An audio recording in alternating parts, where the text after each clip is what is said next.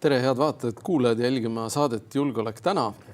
Meie tänase saate teemad on drooni allatulistamine Eesti kohal ja sõjaväe või sõjalised arengud Ukrainas. Stuudios nii nagu ikka on julgeolekueksperdid Meelis Oidsalu ja Erki Koort. Julgeolek täna alustab.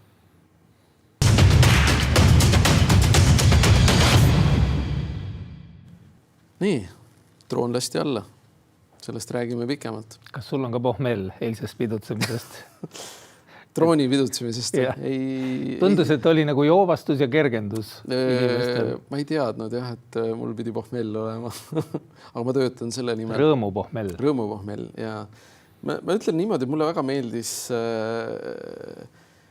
me kohe räägime sellest teemast pikemalt, aga mulle meeldis iseenesest Toomas Matsoni, tänase sünnipäevalapse, muide, Toomas Matsoni siis Facebooki postitus, et tema ei saa aru, miks kõik juubeldavad sellest, et kui inimesed tegid seda tööd, mida nad pididki tegema.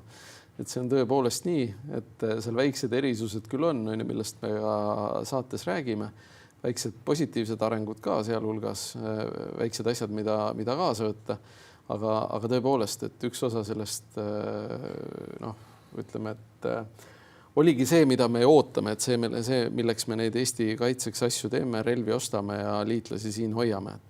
Jah, võib ju vaielda, kas 7 kuud või palju korrustaja drooni juhtumist on pärast esimese selle intsidendi tulekut nüüd resultatiivne pauk, eks ole, et kas see on nagu poodiumi koht või mitte. Kindlasti ta nagu leevendab mingeid poliitilisi pingeid, leevendas ka Kristen Michali pingeid eile Riigikogu puldis, kus ta julgeolekupoliitika aluseid tutvustas ja ise ka tunnistas, et just küsiti, kuidas droonikaitsega on, aga väga palju sellest leevendusest on puhtalt emotsionaalne. Et sellest võiks hiljem rääkida. Korrustest või sellest Elva juhtumist on vist möödas 9 kuud. Nii et 9 kuud ongi selline inkubatsiooniperiood, kui asjad võiksid... Tiinusaeg, Eesti droonikaitse tiinusaeg. Nii, aga lähme korra ajaloo rubriiki, et 19. mai 1922 sõjaväe ringkonnakohtus algas 115 kommunisti protsess, et toona said olla ka sõjaväe ringkonnakohtud, et põhiseadus seda võimaldas, on ju. Täna justiitsminister on öelnud, et Riigikogu kindralite fraktsioon ei saa siis sõjakohtuid või sõjaväe. No pole vaja siin pseudokommunistide Jaak Valge ja teistega, kes Kirjanike Liidu majale tahavad kommunistlikke sümboleid püstitada, et nendega saadakse hakkama. 1938 nimetas Konstantin Päts politseitalituse direktoriks Johan Soomani, kes oli enne seda pikalt olnud kaitsepolitseijuht või tollel ajal poliitilise politseijuht. Ja jäigi siis viimaseks politseijuhiks enne teist maailmasõda. 91. aastal rüüstas Nõukogude Liidu miilitsa Omooni siis eriüksus Võrumaal Luhamaa piiripunkti siis seda hävitades. Selliseid juhtumeid oli kõikides Balti riikides. Õnneks Eestis ei olnud need nii traagilised nagu näiteks Medinikais, eks Leedus. Ja aastal 2019. mail plahvatas Stockmanni kaubamajas 2 lõhkekeha. Vigastada sai 2 inimest. Tegemist oli siis lunaraha nõudega ja kaitsepolitsei toona lahendas selle päris kiiresti, selle juhtumi. Maailmas 1649 Inglismaa kuulutati vabariigiks, mida ta täna ei ole, eks. Ma kuulsin täna hommiku uudist, et Inglismaa rahapaja vermib mingisuguse mündi sõrmuste isanda filmi 25. muide aastapäevaks.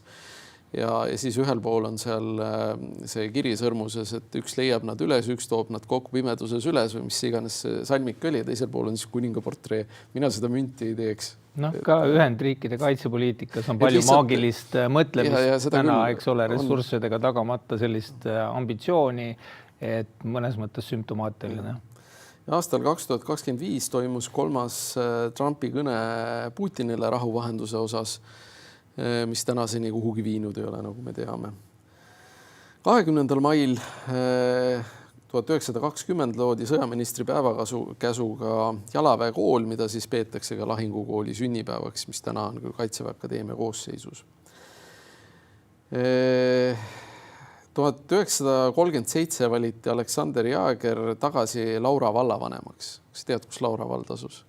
Ei tea, kes on ka Aleksander Jääger, keegi su sugulane, keda mina ka ei tea, kes ta on, reklaamid. aga lihtsalt tundus niisugune huvitav ajalooline fakt, et ma mõtlesin... Mis riigis see Laura vald asus? Täna on see okupeeritud siis teisel pool kontrolljoont. See oli Petseri Nüüd ma saan aru, ikkagi jah. Kagu-Eesti separatist räägib sinust. Ei, Suur-Eesti šovinist, mitte separatist. Ma ei taha mitte Laura vallaga liituda, aga ma tahan, et Laura vald liituks meiega. Ja ma kutsun Kaitsepolitseiametit ikkagi 2025. üles valvsusele inimeste suhtes. 2025 teatas Päästeameti peadirektor, et meil pole raha ei ohuteavituse edasiarendamiseks ega inimeste evakueerimiseks. Aastaga on pisut muutunud, aga suurt rahastust ikkagi sinna suunda liikunud ei ole tegelikult, et kuna me eelmine kord rääkisime kindral Merilo doktriinist, et me võidame sõja kiiresti ja selle tõttu äkki ei olegi vaja kedagi evakueerida, siis päriselus... Ja ei ole vist ka vaja Tallinnas droonikaitset sõja ajaks ohtudele vastavat. Et kuidagi jah, ma arvan, et see sinu eelmise korra emotsionaalne rant, eks ole, ma kuulsin ka nagu sükst valulikku tagasisidet sellele. Minule ei helistanud keegi. Ma olen täitsa solvunud. Aga põhimõtteliselt ma arvan, et Merilo doktriinist ja sellest lähenemisest ja Eesti kaitse terviku töötamisest selle valguses, me peame tulevikus veel rääkima. Kindlasti räägime veel ka täna ja räägime ka edaspidi. 2025 Oitsalu kirjutab. Kas merevägi täitis Rute lubaduse?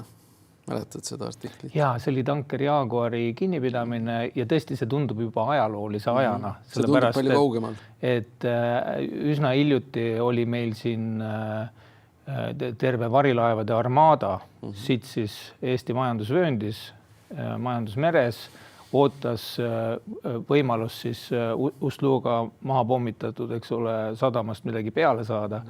Ja pooled neist vähemalt olid sanktsioneeritud laevad ja ei ühtegi kontrollkäiku, ei ühtegi trahvi, mida põhimõtteliselt Transpordiamet saab meresõidu nõuete rikkumise eest anda, nii et kahjuks on toimunud teatud taandareng siin võitluses varilaevastikuga. Aga 20. mail maailmas 1654 rajas Kuramaa ja Semgale hertsogiriik Kariibi meresaarele Tobagole oma asunduse, mis nimetati ümber Uus-Kuramaaks. Et see on olnud üks kahest Lätile kuulunud kolooniast. Läti ei olnud küll siis ühtne riik, nagu ta on täna, aga Kuramaa hertsogiriik oli Läti. Võib-olla ma nägin seda unes, aga minu teada enne teist maailmasõda Leedu parlament arutas ka võimalust osta Madagaskari saar ja kolida sinna. Seal oli vist mitte päris, kas Madagaskari saar või oli seal mingisugune väiksem saar kuskil läheduses, aga see lugu tuleb tuttav ette küll. Akadeemiast lugesin vist. No siis on tõsi. Ja. Siis peab tõsi olema. 1944 lõppes Krimmi tatarlaste massiküüditamine peamiselt Usbeki NSV-sse. Traagiline sündmus. Ja aastal 2025 siis... oli hästi tänasel päeval aasta tagasi oli hästi terava arutluse all maavarade kasutamise leping Ukraina ja USA vahel. Kas mäletad veel seda? See tundub ka olevat nagu ajastus kuskil eelmises aasta tuhandes. Et aga seda toona arutati, täna seda ei ole. Ja toona oli ka muidugi see teema, et loodeti, tehti panus USA relvadele, et maavarade lepingu vastu USA relvi saada. Täna on Ameerika Ühendriigid Euroopale teatanud, et me ei tarni relvi. Väga palju infot selle kohta, et kas Ukraina sõjas on mõju avaldanud veel ei ole. Aga meil on küll näiteks need 6 HIMARS-i raketiheited, mis me oleme ostnud. Need on praeguse seisuga vana raud. Nendega pole mitte midagi teha. Kas nüüd just vana raud, aga ütleme, et laskemoona lahingupäevade arv on lühem, kui me lootsime. Hea auto, et ma saan aru, et jälle avalikest andmetest loen, et seal on küll õppemoona, aga lahingmoona tegelikult pole. Et võib-olla kuskil salajases laos on, et me lihtsalt ei tea seda. aga noh, praeguse seisuga meil on ikkagi 6 väga kallist riista, mida saab näidata paraadil väga edukalt, aga millest nagu reaalset kasu tegelikult pole. Ja huvitav on ka see, et Ameerikas nüüd on toimunud selle palju kirjutatud Pete Hegseti käe all ka nii-öelda kaitsetööstuspoliitika järsk muutus. Tellitaksegi sama efekti andvaid odavamaid nii-öelda relvasüsteeme kaitse startupidelt ka. Ja tõenäoliselt HIMARS-id jäävadki selliseks süsteemiks, millest saame tulevikus ajaloo rubriigis rääkida, sest nad on liiga kallid. Noh, meil on muuseumi pinda, kuhu nad paigutada, aga kahju, et me oleme kulutanud suhteliselt palju raha, kui me neile moona päriselt ei saa. Ma väga loodan, et see muutub, et me saame sinna moona analooge ka, mida me oleme ostnud siis ja ostmas veel Lõuna-Koreast, aga noh, ma olen kergelt murelik, et kui räägitakse riigi efektiivsusest ja vajadusest olla efektiivne. Ma saan aru, Kaitseministeerium ei saanud ette näha, et ameeriklased selle piduri sellised tõmbavad, aga noh, tuleviku relvasüsteemide hankimisel peaks selle võimalusega arvestama lihtsalt. See on õppetund minu. Kõik sõltub muidugi viivituse pikkusest, et siin oli ühismeedias ka arutelu näiteks, et kas Delfi ajakirjanik Krister Paris tõlgendas üle nädalavahetuse Lennart Meri konverentsi, mainigem selle olulise ürituse ka ära, USA administratsiooni esindaja, ametnikust esindaja avaldusi selles osas, et kas nii-öelda USA kaitseb või mitte, et noh, me teinekord nagu pussitame iseennast nii-öelda väitsaga, millega võiks tegelikult lihtsalt koorida porgandit, eks ole, põlve ja ütleme, et nüüd on kõik ja USA peale ei saa loota. Et ma arvan, et noh, ilma nagu piisava tõenduseta ei ole seda põhjust teha. Kas sa mainisid porgandeid selle tõttu, et keegi oli meie stuudio ukse taha toonud korvitäie porgandeid? Jah, ma mõtlesin mõne stuudiosse kaasa võtta, aga nad olid koorimata. Mõtlesin, äkki ei ole sünnis meie tõsises saates. 21. maist veel korra, et 1891 toimus siis Pariisi kommuuni verreuputamine, hukkus umbes 30 000 inimest ja 40 000 vangistati. Ja aastal 2006 toimus Montenegros iseseisvusreferendum ja ametlike tulemuste kohaselt toetas 55% siis hääletanutest Montenegro iseseisvumist. Ja Montenegro on siis üks nendest vähestest riikidest, mis on Jugoslaaviast, endisest Jugoslaaviast tekkinud ilma sõjata. Kuigi ilma sellise riigipöörde katseta ei saanud läbi nemadki, et Venemaa luureteenistused püüdsid seal korraldada kuskil 10 aastat hiljem riigipööret, aga see ei õnnestunud. Nii, aga lähme edetabeli juurde, et Kanada avab täna saatkonna Eestis. Kanadal on pikalt olnud küll Eestis esindus, aga saatkonda sellisel kujul pole olnud ja nüüd nad pidulikult avavad saatkonna Eestis. Väga tore ju. No, peaminister kuulutas Davosis eelmine aasta välja uue maailmakorra, seda kõne vist keegi väga ei mäleta enam. Aga tore, et siis selle uue maailmakorra nii-öelda liider Tallinnas ka maabub. Kelle kõnet mäletavad kõik või vähemalt enamus. Prokuratuuri ümber toimuv on üks asi, mis on minule küll muret tekitav, et meil on nagu 2 prokuratuuri, üks, kes aitab inimesi ja teine, kes kogu aeg ahistab. Et head inimesed, tegemist on sama asutusega. Et see on veits siuke kognitiivne dissonants. Et ma saan aru, et prokurörid ilmselt on teinud vigu. Ei maksa eeldada muidugi, et kõik kohtuasjad lähevadki süüdi, et sellisel juhul oleks meist üks idapool riik, kus asjad jõuavad kohtusse, inimesed lähevad igal juhul süüdi ja lähevad ka need süüdi, kes kohtusse ei jõua. Et selles suhtes ma olen täiesti veendunud, et järelevalve prokuratuuri ja õiguskaitseasutuste üle on vajalik. See on demokraatlikus maailmas oluline, aga järelevalve puudumist ei saa panna järelevalvatavate süüks. Et see on ikkagi poliitikute tegemata töö. Ja kui ma vaatan seda praegust olukorda, siis ausalt öelda mina ei saa aru, miks peaminister näiteks ei võta sõna sel teemal. See on tema juhitud riik, tema juhitud õigusriik, mida lammutatakse. Samamoodi võiks küsida, miks endisest kliimaministrist peaminister roheteemad, eks ole, on suhteliselt tagaplaanile lükanud, vähemalt retoorikas, eks seal ole poliitilist konjunkturismi. Reformierakond, kuna ta on nii-öelda kaitselahinguid, peab kogu aeg siin taandumislahinguid, siis on muutunud sellise avaliku sentimendi suhtes nagu tundlikumaks ja võib-olla Michali ajal Kaja Kallasega võrreldes ka oportunistlikumaks või selliseks nagu muganduvamaks ja see tervikuna ma arvan, Reformierakonnale kasuks ei tule, mis prokuratuuri puudutab. Ma olen osalenud viimaste kuude jooksul 2 seminaril koos prokuröridega, suhelnud ka peaprokuröriga mitmel korral ja uurinud nii-öelda tema mõtteid ka. Mind on kahtlustatud muide ka ülejooksmises või selles, et neil on midagi toimikus minu vastu, mida nad saavad ära kasutada, et see hetkel veel nii ei ole. Ja mul on küll selline tunne, et uus peaprokurör tegelikult üritab normaliseerida vigade tunnistamist ja vigadega tegelemist.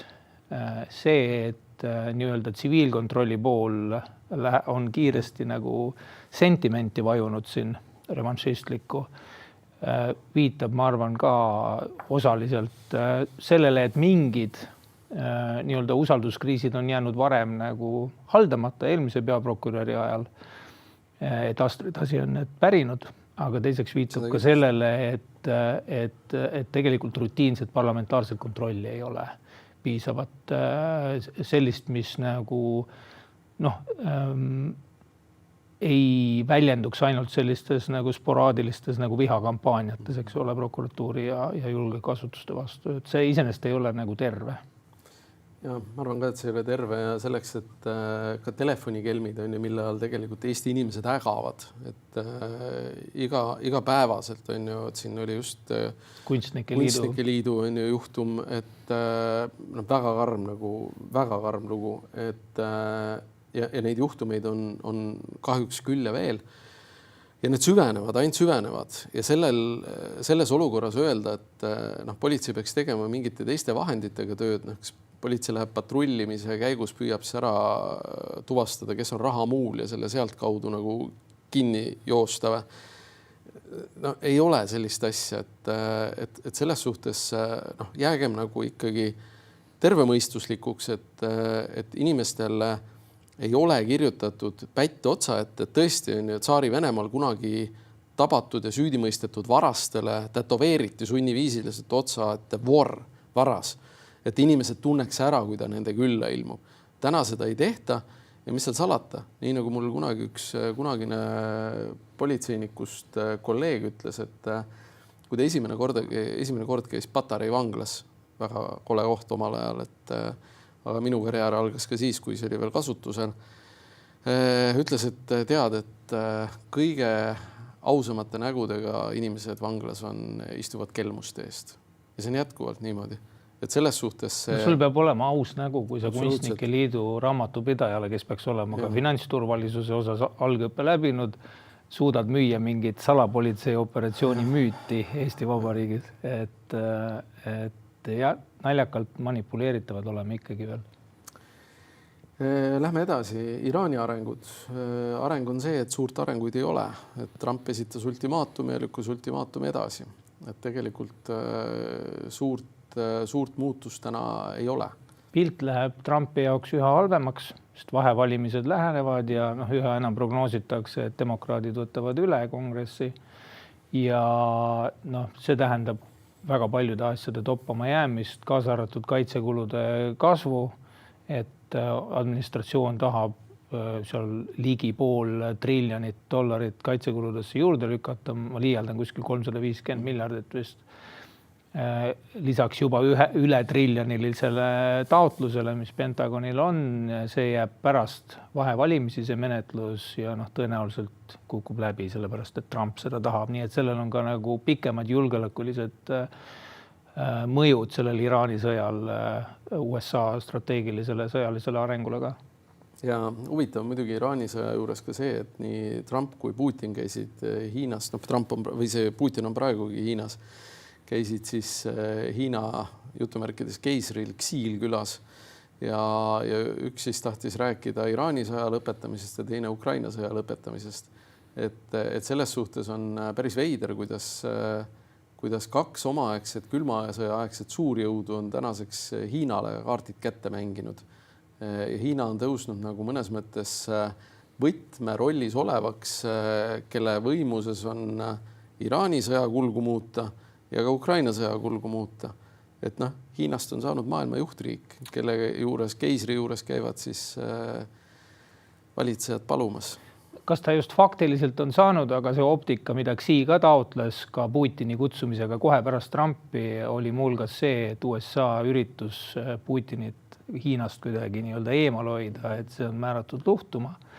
Ja ilmselgelt nii-öelda punktid võttis Xi, kelle juures tõesti käiakse järjest, eks ole, mingeid diile küsimas, kusjuures Trump tegi ka omapoolseid leevendusi Ameerika hoiakute suhtes, kaasa arvatud, mis puudutab Taiwani. Tõsi, see avaldus, et USA ei toeta Taiwani iseseisvust, see ei ole kuidagi erandlik varasemate administratsioonide seisukohtadest. 2025. aastal veel oli USA välisministeeriumi kodulehel kirjas, et ei toetata Taiwani iseseisvumist, sest seal on ühe Hiina poliitika. Aga ambivalentsust on nüüd märksa vähem pärast seda Trumpi käiku, sellepärast, et Trump pani nii-öelda vahetuskaubana retooriliselt lauale ka relvastusabi Taiwanile, mis on eraldi probleem ja mis võib-olla paneb nagu meidki tulevikus mõtlema USA relvastuse sõltuvuse vähendamisele. Varsti me hakkame Ukrainast relvi ostma. No loodetavasti, jah. Nii, Ameerika otsus teatada vägede saatmata jätmisest 4000 ameeriklast siis Poola, kes olid oma varustuse kokku pakkinud, see oli Poola suunas teele saadetud ja lahkumispidugi oli ära peetud sõjaväebaasis. Ja siis tuli teada, et need ameeriklased Poola ei tule.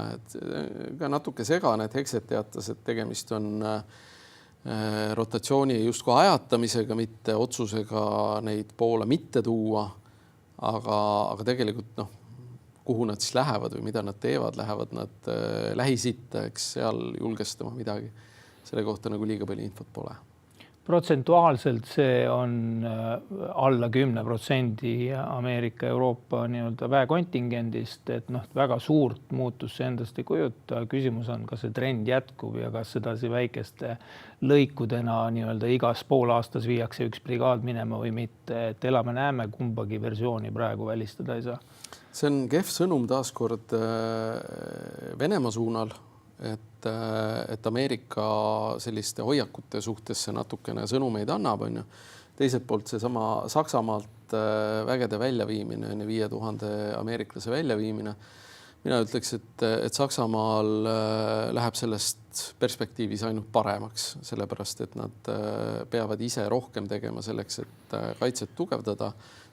Ja ma arvan, et see on hea selline äratuskell Saksamaale. USA kohalolu nii-öelda tähtsuse kordaja on see, et tegemist on alalises valmiduses võitlusvõimelise väega. Sellist väge Euroopal on vähe. Meil on küll numbritena sõjaväelasi palju, aga alalises valmiduses brigaade on Euroopal tegelikult häbematult vähe, sellepärast ollakse tundlikud, aga seda tundlikkust saab ravida ainult iseenda väekoondise suurendamisega. Ma arvan, et varsti tuleb ikkagi Ukraina sõjaväebaasi hakata rajama Euroopasse. No Leedu eurovolinik, kaitsevolinik Kubilius on ju avalikult rääkinud, et ta tahaks näha Ukraina kohalolu lisaks Saksamaale ja faktiliselt ma arvan, siin Hans Hašluik tegi huvitava intervjuu Poola endise ministriga, kes ütles, et Saksamaa ja USA, eks ole, kipuvad deeskaleerima kõiki pingeolukordi. Et kui me tahame reaalselt kindel olla, et esimesest hetkest tuleb arvestatav nii-öelda sõjaline jõud appi, siis see saab olla nagu Ukraina tõenäolisemalt kui NATO liitlased. Ja sellega tuleb arvestada ja neid suhteid tuleb hoida, aga praegu see drooni häda valguses üha rohkem olema hakanud dotseerima ukrainlasi, kuidas nad oma droonisõda pidama peaks. Ja, võtan edetabelist veel 2 asja, siis lähme edasi, sest meil aeg pressib peale. Peskov teatas, et Putin ootab Euroopa juhtide telefonikõnesid, et see on tegelikult päris huvitav muutus, kui vaadata ka peale 9. mai paraadi Putini välja öeldud et sõda hakkab lõppema, siis mulle tundub, et Venemaa valmistab oma publikut ette sõjast väljumiseks. Ja kui ma vaatan seda Peskovi avaldusi ja Kremli üldist hoiakut, siis mulle näib, et Venemaal on hetkel tänases sõjas raskem kui Ukrainal. Nii imelik, kui see ka ei tundu, et Venemaal on hakanud tekkima mingisugune muutus, sõjast väljumise selline kihk, aga selleks on vaja valmistada ühiskonda ette, et me ei saa nagu samal päeval ust kinni lüüa. See on kindlasti huvitav. Nagu veendumus selles veel olla ei saa, et nad tahaksid väljuda. Ei 100% ei saa. Aga kindlasti on Venemaaga, kui nad ei taha ja tegelikult tahavad eskaleerida, on neile kasulik näidata, et nad tahavad tegelikult rääkida. Ja ilmselt siis Alar Karis nüüd peab helistama Putinile, kutse on esitatud. Jah, et Kaja Kallas ei tohi helistada. Seda Peskov ütles ka, et Kaja Kallasega nad ei taha rääkida. Huvitav, kas Kaja Kallas abikaasa see äri seal Peterburis ikka käib edasi veel? Ei, ta väljus ju sellest. Ta väljus sellest, selge. Aga see firma tegutseb ikka. Kuigi midagi ei olnud valesti ja midagi ei tehtud halvasti, siis ikkagi väljuti. No lihtsalt küsin sõbra jaoks, et ei muud. Ja üks eriline kurioosum minu arust meie edetabeli viimane teema, Eesti uued laskemoonatehased võivad elektrit oodata 3 aastat. Et mina ei saa aru, mis Eesti energeetikas toimub. Et energiaettevõte kurdab, et me ei saa broneerida võimsusi, see võrdub 10 000 majapidamise võimsusega. Minu arust kaitsetööstusparkide rajamisest on Eestisse räägitud hästi pikka aega. Ja praegu on need suures osas need võimsused broneeritud akuparkidele, mida Eestisse rajatakse. Et kuna Eestis on vahepeal elektri hind on miinusmärgiga, siis tasub akusid laadida siin kandis ja hiljem kallimalt neid edasi müüa.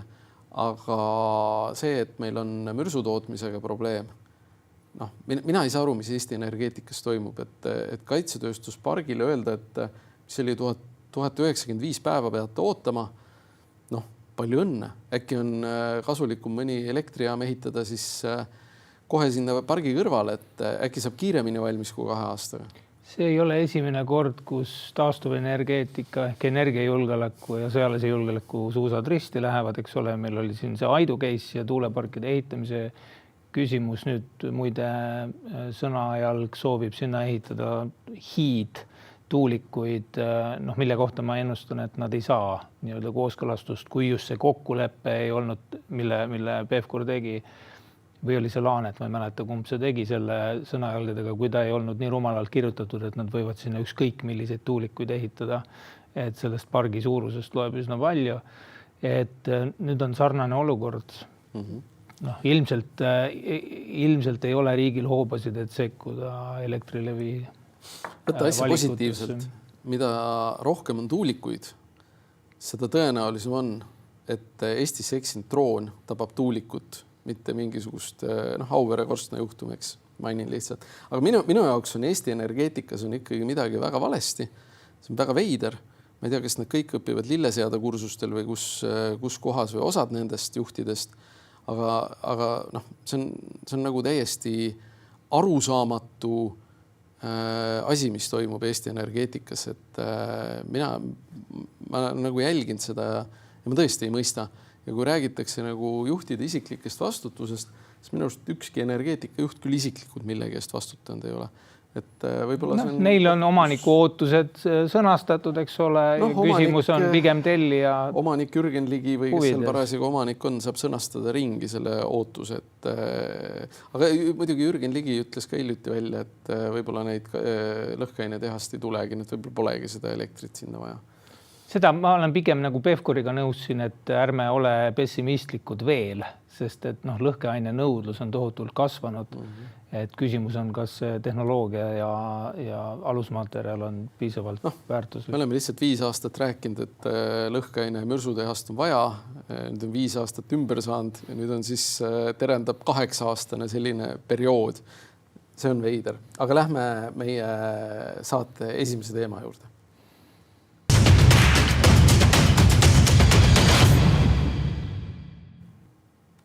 Eile tuli siis teade, et Võrtsjärve kohal tulistas F-16 piloot, Rumeenia piloot hüüdnimega Karpaatide rästik alla Ukrainast Venemaa suunas saadetud ja Eestisse eksinud drooni. See on väga tore, et Karpaatide rästik selle alla tulistas. Mulle jälle meeldis väga see ütlus, et inimesed tegid kõik oma tööd ja tegid väga tublisti, aga ütleme niimoodi, et mis on ka tegelikult oluline, kaks hästi olulist aspekti minu jaoks on. Üks on see, et see esimene nupule vajutus ja see käsu andmine tehti ikkagi ära ehk aheltestiti läbi.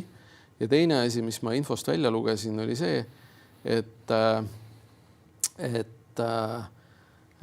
Lätist seekord tuli info, et teie suunas liigub droon.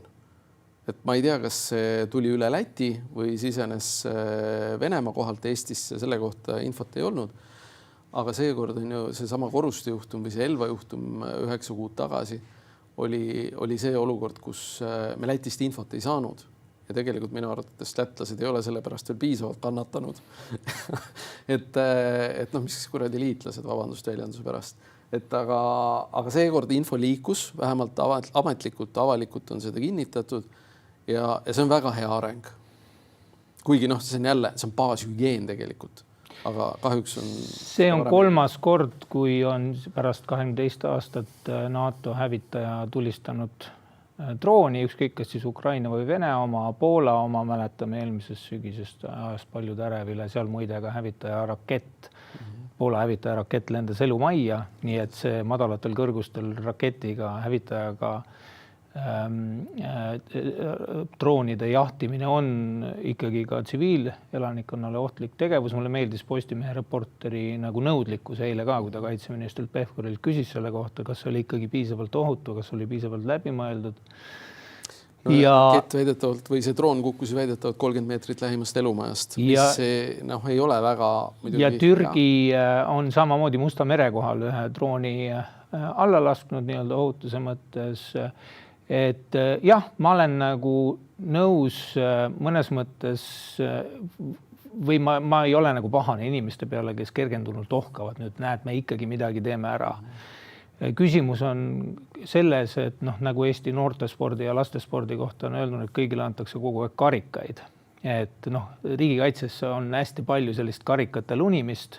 Et kui ütleme, ma vaatasin selle Toomas Mattsoni kriitilise postituse all oli ka Veiko Kommussaare laik, kes on politsei peadirektori ameti asetäitja ja millest see laik räägib? See räägib sellest, et politsei pääste, nemad on kogu aeg operatsioonis, nad päästavad elusid, nende jaoks ka mingid eluohtlikud olukorrad, nende kohta ei tehta pressikonverentse ja nii edasi. Kaitsevägi justkui kogu aeg harjutab, eks ole, peab taluma teinekord ka ebaõiglast kriitikat, eks ole, kuna ei ole just operatsioonilist tõendust nende nii-öelda pidevat sellist nende valmiduse kohta. Ja siis, kui midagi juhtub, mis siis juhtub? Juhtub see, et see üks sündmus tähtsustatakse üle nii emotsionaalselt kui ka poliitiliselt kui ka nii-öelda sõjaliselt, sisuliselt.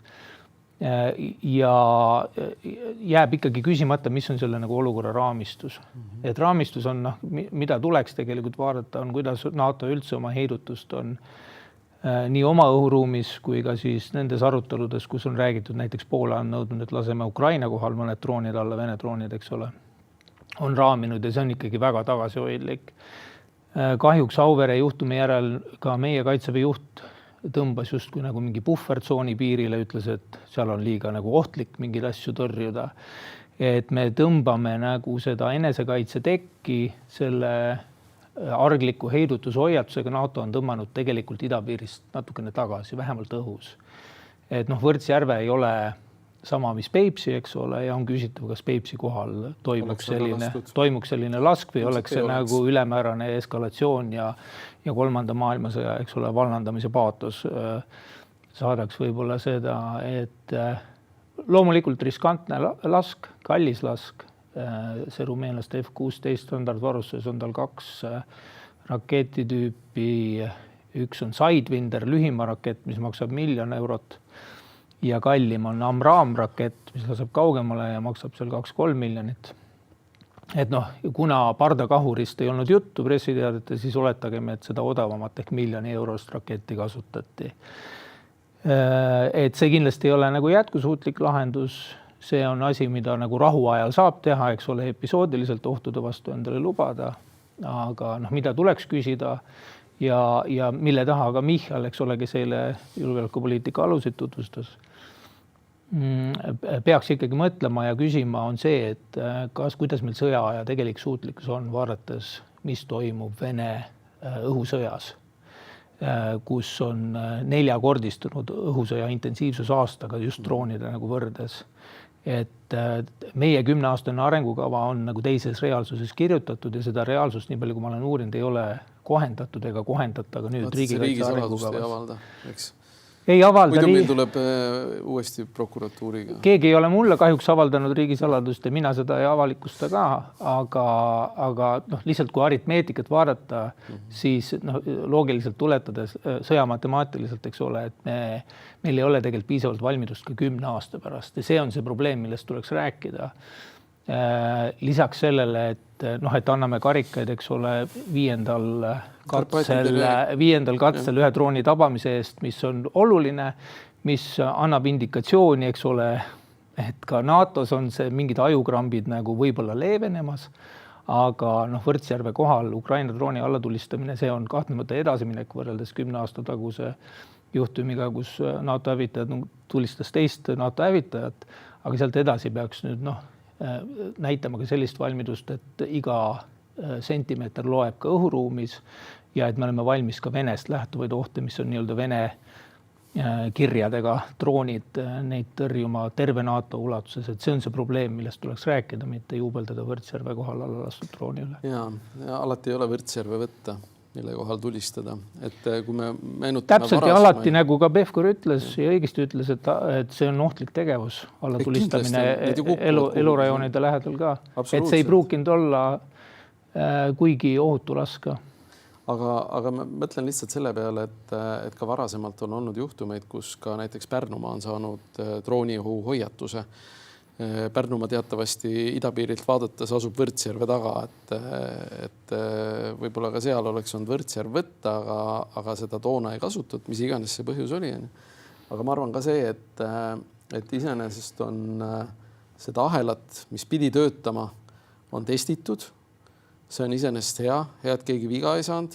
Me ei tea, kuhu see droon oleks suundunud, kas ta oleks suundunud tagasi Venemaale või ta oleks kukkunud kuskile tiheasustuspiirkonda. Et iseenesest on hea, et seda süsteemi testiti, aga tõesti need miljoneid ei ole meil selliseid võtta sellises koguses, et noh, kui on tegemist tõsise rünnakuga, ei ole üks droon Võrtsjärve kohal, et neid on ikkagi tiba rohkem. Nii et selles suhtes on millele mõelda, et kui nüüd see pohmelus üle läheb, nagu sa saate alguses... Rõõmu pohmell ja rõõmu on praeguses rõõmu ja vaeses ja hirmurohkes ajas vaja. Ja kindlasti on ja ma saan aru, et Karpaatide rästikule anti ka mingisugune autasu juba selle eest, et ta selle drooni alla lasi, et ma arvan, et see ei olnud ehk vabadusristeks või siis kotkarist mõõkadega, et näiteks sõjaliste teenete eest. Aga noh, Karpaatide rästik oli igal juhul tubli ja võttis selle drooni alla, kui ta selle korralduse sai, tuvastas selle ära, ühesõnaga niimoodi, et tegemist on ikkagi professionaaliga. Et neid muid õpikohti selle ümber on tegelikult oma jagu, millele tuleb tähelepanu pöörata ja kui karikas sinna riiulisse vitriini taha ära panna, siis tegelikult tuleks minna sinna punasesse ruumi uuesti ja küsida, et aga mis saab siis, kui tuleb 100 tükki? Jah, 100, mis saab siis, kui tuleb 36 tunni jooksul 1500, nii nagu Ukrainasse tuli hiljuti rekordina, eks ole. Et need küsimused kõik vajavad jätkuvalt küsimist, et see ei oleks samasugune orgastiline sentimentaalne tõmblemine, nagu käib praegu prokuratuuri ja jõustruktuuride ümber, et pärast orgasmi rammestust, eks ole, tuleb ikkagi kainelt matemaatika ette võtta ja vaadata, kuidas me nagu sõja ajal hakkama saame. Riigikantselei, kusjuures ma kiidaks Riigikantseleid, on nagu droonikaitse osas ja ka üldse laiapindse energiataristu kaitse osas võtnud sellise tugevalt koordineeriva rolli, et üht-teist on nagu laiemas plaanis ka tehtamas, aga meie nii-öelda sõjalised võimekused ei ole täna sellised, nagu on Vene arenev droonioht ja ka plaanides mitte ja sellega tuleks nagu tegeleda nüüd valitsusse jõudvas riigikaitse arengukavas ka. Muide, kui vaadata seda hiljutist kasvanud Ukraina droonirünnakute tempot, siis ja ekstrapoleerida puhtalt statistiliselt siin alates Auvere juhtumist seda sagedust aasta peale, siis umbes 10 korda tuleb meil veel niisugust asja taluda. Nii et see asi ei ole läbi. Et viimased, eks ole, 9 kuud on Eestis, nagu sa ütlesid, see asi juba toimunud ja see tundub, et on mõneks ajaks uus normaalsus, millega tuleb hakkama saada ja just mõelda ka, et mis saab siis, kui on suuremamahulised nii-öelda rünnakud. Iseasi on see, kas see on niimoodi, nagu siin mingid anonüümsed NATO allikad väidavad ja Ukraina ka, et see on Vene elektroonilise sõja tulemusi, et nad ise juhivad teadlikult, eks ole, droone siia, on siin Eestis ka seisukohti, et see on pigem Vene narratiivi toetamine, et kui Venemaa ei suuda Moskvasse Moskvast eemale juhtida. Jah, et siis me nagu hindame neid üle. Ja mida ma ei ole näinud võrreldes Lätiga näiteks on Eesti avaliku valmidust vastu võtta seda Ukraina abi, mis nad pakkusid nõustajate näol ja nii edasi. Ma arvan, et isegi kui meil tegelikult on mingisugused koostööformaadid juba olemas, diplomaatiliselt oleks hea see abižest nagu vastu võtta, mitte ainult manitseda siin ja rääkida, kuidas me ka suurema mahulise rünnaku puhul Rumeenia hävitajatega selle ohu neutraliseerime, ei neutraliseeri, et juba puhtalt rahalised kaalutlused tulevad.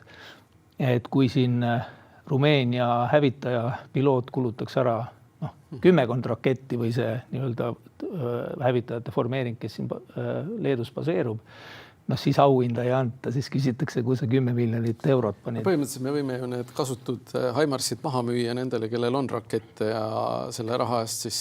Haimarsid ärme kindlasti müü, et ma miskipärast ikkagi usun, et USA-l on oluline oma ka seda nii-öelda pärandkaitsetööstust ikkagi ja selle renomeed hoida, eks ole.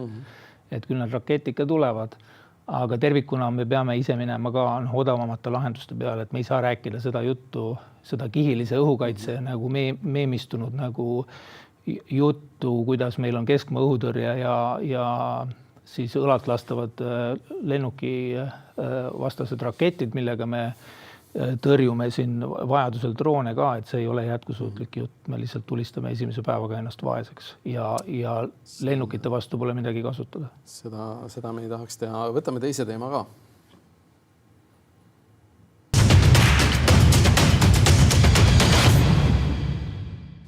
Teise teema katsume kaunis kiiresti üle käia, sest meil droonidega... Kõige olulisema teema. Jah, kõige olulisema teema kõige kiiremini, nii nagu alati tehakse. Sõda Ukrainas, et Ukrainas on toimunud väike nihe paremuse poole, kui Ukraina poolt vaadates. See nihe ei ole suur. Ukrainlastel läheb rindel natuke paremini kui venelastel, et ka siin Zaporižžja oblastis on ukrainlased suutnud ühe linna, mida Zaporižžja kaitsmiseks on väga vaja tagasi vallutada. Tõsi, nad ütlevad, et venelased proovivad kindlasti uuesti. Samas on teatud muutusi on sõjategevuses märgata. Ja nagu me ennem rääkisime ka, et ka poliitilises retoorikas Venemaal on teatud muutusi märgata. Kas see omab ka sellist mõju, on täna veel väga vara öelda. Sellepärast, et tegelikult Vene üksused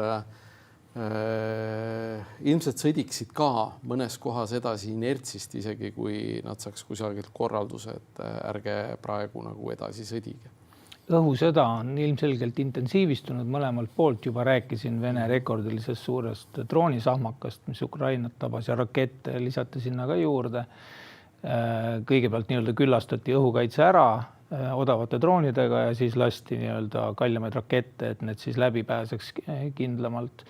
Ja teiselt poolt me näeme Ukraina kaugdroonide, aga ka keskmaa droonide nüüd, mis lendavad sinna paarisaja kilomeetri kaugusele ja võtavad seda nii-öelda teist ešeloni või siis tagalat vahetult seal rinde piirkondades Venemaal panevad surve alla, et see on ka üsna kõvasti intensiivistunud.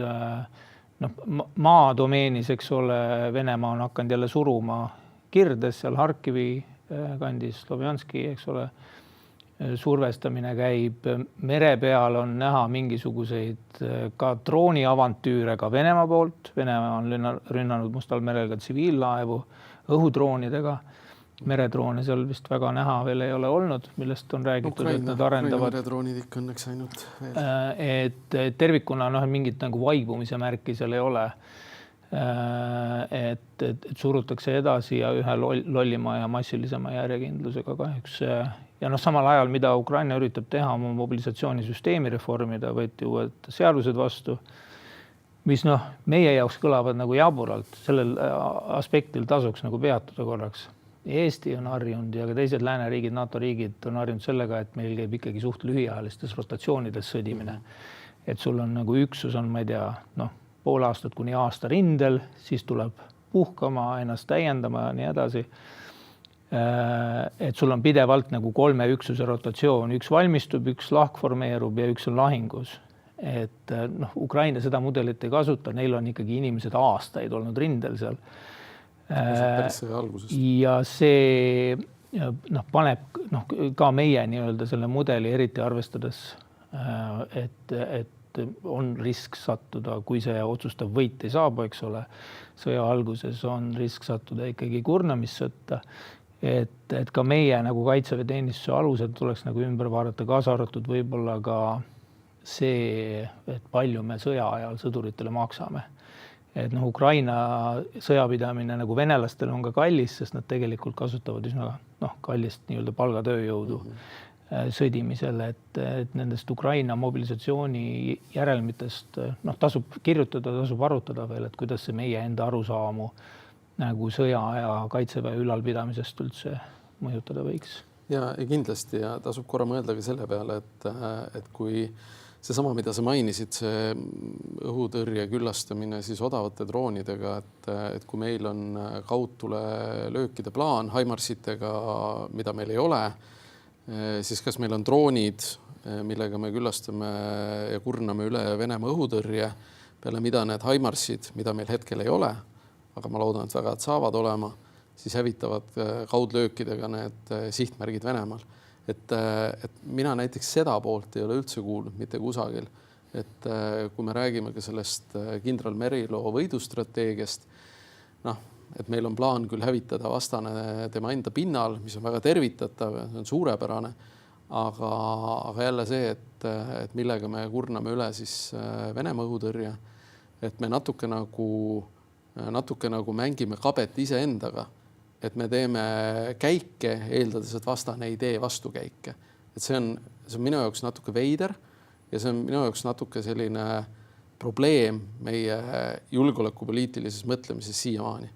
Ma ei ole kaitseväe operatiivkava näinud ja ilmselt ikkagi sõjaväelased mõtlevad ka jätkustsenaariumidele, et nad on ikkagi sõjakoolis käinud ka välismaa sõjakoolides ja selles asjas on meetodid, mida Merilo teeb ka kindlasti.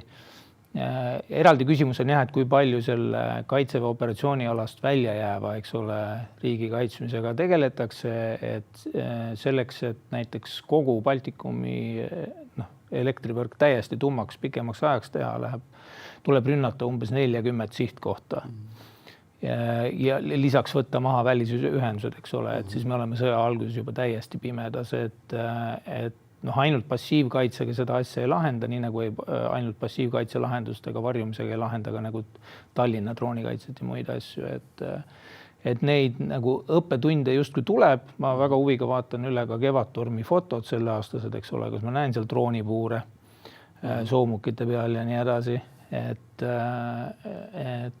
need tulevad, aga tulevad kuidagi nagu aeglaselt, võib-olla aeglasemalt kui peaks ja see sama Rumeenia hävitaja rakett, millega, see on umbes nagu sa lähed seajahile Javelin selle tankitõrje raketiga, eks ole, et kui meil jääbki nagu selline nii-öelda seajahi traditsioon, et siis areng ei ole ilmselt piisav. Seajahi võrdluses ütleks nii, et kui sa tahad siga süüa, siis sul ei ole midagi süüa, sest ta on kõik laiali ja kui sa võitled seakatkuga, siis ei ole mõtet ka katkusiga. No mõne kõrva ikka saad näksimiseks, eestlased söövad seakõrvu. Söövad küll ja need on väga kallid poes, ma olen hinda vaadanud ja loobunud nende ostmisest, aga suur tänu vaatamast, kuulamast, et hoiame kindlasti sündmustel silma peal ja hoiame pöialt ka, et need Javelinid ikkagi tulevad, need raketid meile. Aga suur tänu ja turvalist päeva!